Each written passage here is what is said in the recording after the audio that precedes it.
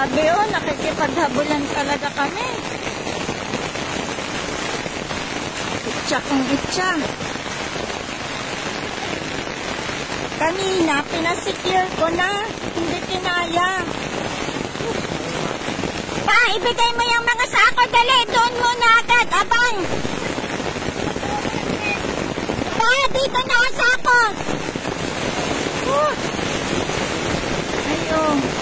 Buti ang dami ko pang tao. Kaya worth it talaga na magpakain ka, no? Nayak ako bigla. Ito yung buhay ng mga magsasaka actual ko. Ano? Ako may ano pa extra ko lang to. Paano kaya yung mga umaasa talaga mismo sa pagbubukid. Sila talaga yung una kong kaisip. Kasi ako may pambawi pa Paano yung iba?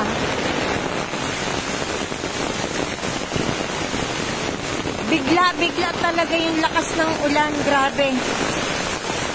Hindi mo akalain na ganon. Yung volume ng tubig.